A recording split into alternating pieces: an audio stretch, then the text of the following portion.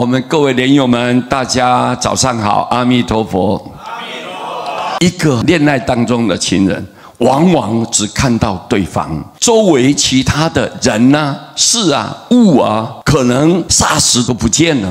一位要去见未来公公婆婆的这位小姐，她前一天晚上啊，翻箱倒柜的要找出最好的衣服、鞋子啦、皮包啦，还有相关的物品，以后她才安心的睡觉。第二天上班，她也很小心啊，怕弄脏了衣服啦，还不时的注意她的手机。好不容易呢，等到下班，她就去赶车子了。一上车，见到有一个空位，他就坐下来了。结果下一站呢，有一对祖孙上车，就站在他的旁边。这位小姐就视若无睹啊，其他乘客就要求她要让座，众人的目光让她不得不赶快站起来。车子开到他要下车的那一站，那个老妇人呢，也跟他一同下车。他不认得路啊，只好向这个老妇人问路了。这也是有同心的老妇人就说啊，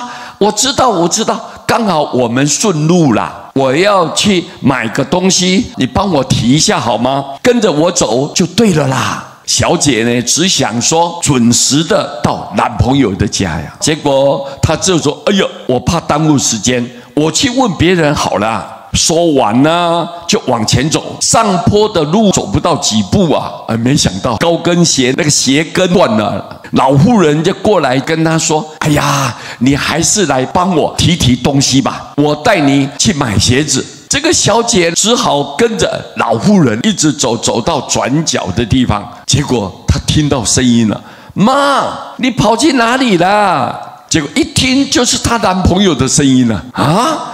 她心里想：糟糕了，她真想挖个洞钻进去啊！当我们想给别人好印象的时候，会刻意的去装扮自己。外表的装扮呢，可能只是一时间而已。有人问学佛的师姐呀：“你到底用什么牌子来保养啊？”他回答说：“阿弥陀佛啊，因为他念也阿弥陀佛，做也阿弥陀佛，走路也阿弥陀佛，无量的光明就环绕着他。他的美啊，不仅自然散发出来，别人也会感染到他那种无量的光明啊。所以你们今天呢，义工回来啊，为道场来付出，你们的心是为希望道场庄严，希望道场让别人都能来朝拜，能够广种善根，培养福德。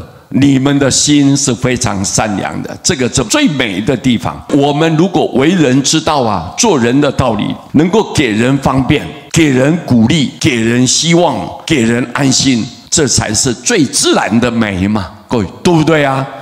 所以我们呢，一定平常要广结善缘，处处想到别人的需要，我们能够尽最大的诚意、最大的力量来关心别人、帮助别人，尤其帮助道场，那是更需要的。为什么？因为这是三宝最神圣的地方，众人都在这边进出，每一个人都到这里要求着解除烦恼的，心里面能够安宁下来的。你看，这个道场是非常重要的重要。也是佛陀要救度众生的神圣的地点，所以如果你们今天发心回来帮忙，你出一点力量，但是以后在你的种子当中，这个金刚种子不生不灭，永远都存在。所以师父要恭喜你们，这个心是可爱的，是最庄严的，也是最漂亮、最美丽的。